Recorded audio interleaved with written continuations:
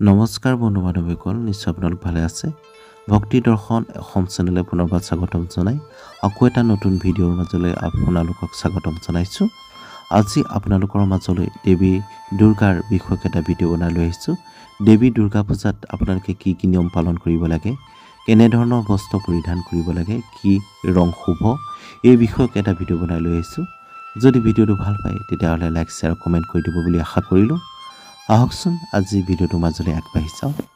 হিন্দু পঞ্জিকা অনুসৰি আহিন মাহৰ শুক্লপক্ষৰ প্ৰতিপদ তাৰিখৰ পৰাই শাৰদীয় নৱৰাত্ৰি আৰম্ভ হয়। নৱৰাত্ৰিৰ সময়ত প্ৰতিদিনে 9 দিন দেৱী দুৰ্গা বিভিন্ন ৰূপৰ পূজা কৰা হয়। এই সময়ছোৱাত ভক্তসকলে দুৰ্গা দেৱীক বিশেষ পূজা অৰ্চনা কৰি তেওঁৰ আশীৰ্বাদ গ্ৰহণ কৰে। বিশ্বাস কৰা হয় যে এই 9 দিনত মা দুৰ্গাই পৃথিৱীত বাস কৰি ভক্তৰ ইচ্ছা পূৰণ কৰে।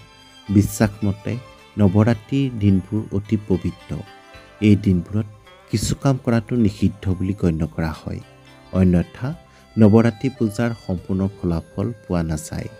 নৱৰাত্ৰিৰ সময়ত কোনবোৰ কাম কৰিব নালাগে জানোচোন আহক আজি।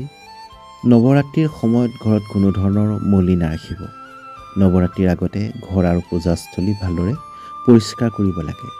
পূজাৰ সময়ত নিশ্চয় অনুশাসন মানি চলক। নৱৰাত্ৰিৰ সময়ত সময়মতে উঠি মা দুৰ্গাক ভক্তিৰে পূজা কৰাটো প্ৰয়োজনীয়। নৱৰাত্ৰিৰ 9 দিন অখণ্ড জ্যোতি জ্বলোৱাটো অতি শুভ বুলি গণ্য কৰা হয়। কিন্তু যদি আপুনি অখণ্ড জ্যোতি জ্বলাই আছে তেন্তে কেতিয়াও ঘৰটো খালী এৰি নাযাব আৰু লগতে অখণ্ড জ্যোতি কেতিয়াও নুমাবলৈ নিদিব। নৱৰাত্ৰিৰ 9 দিনত ভুলতেও আমিষ খাদ্য আৰু সুৰা সেৱন কৰাটো উচিত নহয়। নৱৰাত্ৰিৰ সময়ত নেতিবাচকতাৰ পৰা আঁতৰি থাকি ভাল চিন্তা গ্ৰহণ কৰক আৰু যিকোনো ধৰণৰ বিবাদ বা কাজিয়াৰ পৰা আঁতৰত থাকক। নৱৰাত্ৰিৰ দিন অতি পবিত্ৰ, সেয়েহে এই সময়ত বৈবাহিক জীৱন মানি চলিব লাগিব। বিশ্বাস অনুসৰি নৱৰাত্ৰিৰ সময়ত নখ আৰু চুলি কটা নহয়, গতিকে এই সময়ছোৱাত নখ আৰু চুলি কাটিব নালাগে।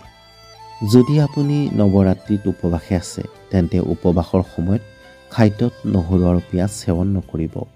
উপবাস খাদ্যত কেৱল ৰক চল্ট খোৱা হয়, সেয়েহে সাধাৰণ নিমখ খাদ্যত ব্যৱহাৰ কৰিব নালাগে।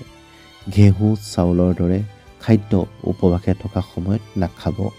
মাহজাতীয় শস্য, দালি, চাউল, ঘেঁহুৰ আটা, কুঁহিয়াৰৰ আটা, চাউলৰ আটা আদিও খোৱা নহয়। মা দুৰ্গাক কেতিয়াও এই ফুল আগবঢ়াব নালাগে। শাস্ত্ৰ অনুসৰি মা দুৰ্গাক পদুম আৰু চম্পা কলিৰ বাহিৰে কোনো ধৰণৰ ফুলৰ কলি আগবঢ়াব নালাগে।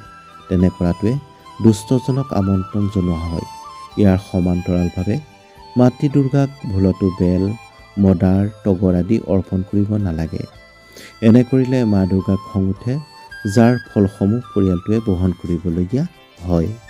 দেৱী দুৰ্গাক নাগচম্পা আৰু কৃষ্ণা কোমল ফুল আগবঢ়াই দিয়াটো নিষিদ্ধ বুলি গণ্য কৰা হয়। দুৰ্গা দেৱীৰ পূজা তথা নৱৰাত্ৰিত কি কি বস্ত্ৰ পৰিধান কৰিব নালাগে আৰু কি কি লাগে এই বিষয়ে কিছু কথা জানি লওঁ আহকচোন। মা দুৰ্গা নিজৰ প্ৰথম স্বৰূপত শৈলপুত্ৰী নামেৰে জনাজাত। নৱৰাত্ৰি পূজনৰ প্ৰথম দিৱসত এই শৈলপুত্ৰীৰ পূজা আৰু উপাসনা কৰা হয়। পৰ্বত ৰজা হিমালয়ৰ তাত পুত্ৰীৰূপে জন্ম লোৱাৰ বাবে এই শৈলপুত্ৰীৰ নাম লৈছিল। বিষভৰ ওপৰত স্থিতা শৈলপুত্ৰী মাতৃৰ সোঁহাতত শূল আৰু বাওঁহাতত কমল পুষ্প সুশোভিত। 9গৰাকী দুৰ্গাৰ মাজত এখেত হ'ল প্ৰথম দুৰ্গা। শৈলপুত্ৰী পূজাৰ শুভ ৰং হ'ল কমলা। মাতৃ দুৰ্গাৰ 9 শক্তিৰ দ্বিতীয় স্বৰূপটো হ'ল ব্ৰহ্মচাৰিণী। ইয়াত ব্ৰহ্ম শব্দৰ অৰ্থ হ'ল তপস্যা।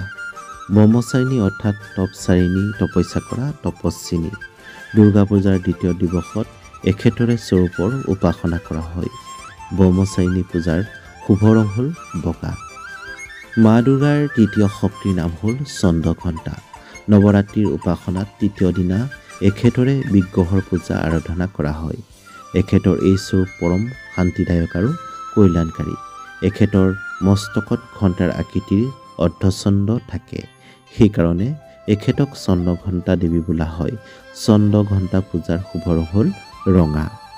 মা দুৰ্গাৰ চতুৰ্থ স্বৰূপৰ নাম হ'ল কুষ্মাণ্ডা।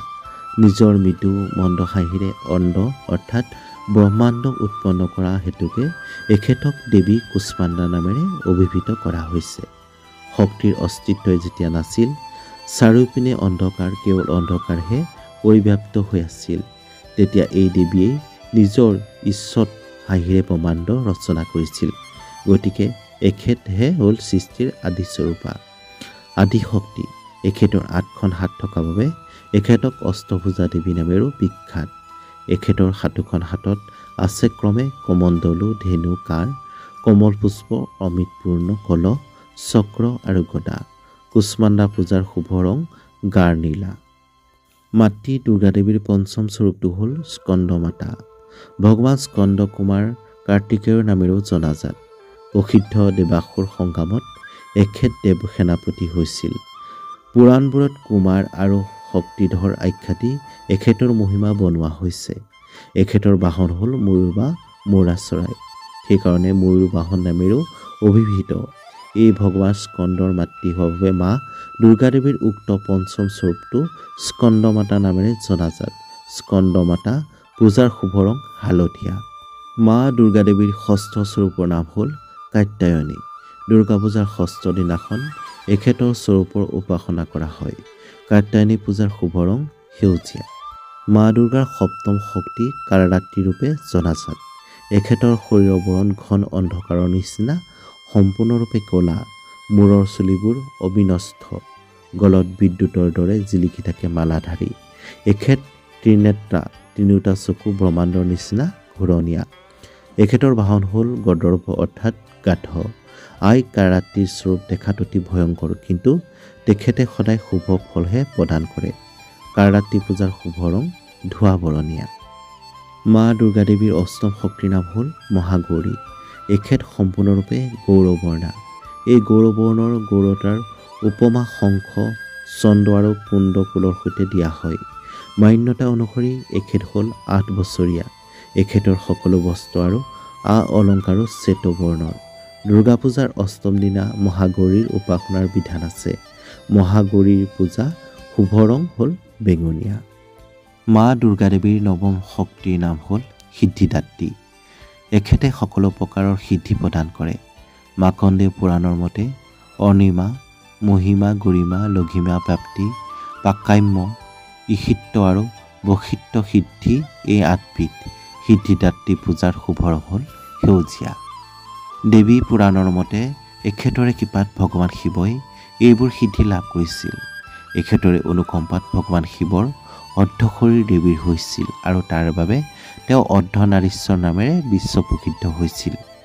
আই সিদ্ধিদাত্ৰী চতুৰ্ভুজা, বাহন হ'ল সিংহ। 9 দুৰ্গাৰ মাজত এই সিদ্ধিদাত্ৰী হ'ল অন্তিম। অন্য অষ্টদুৰ্গাৰ পূজা উপাসনা শাস্ত্ৰীয় বিধি বিধানেৰে কৰাৰ পাছত ভক্তসকল দুৰ্গা পূজাৰ নৱম দিনা এখেতৰ উপাসনাত প্ৰবৃত্ত হয়।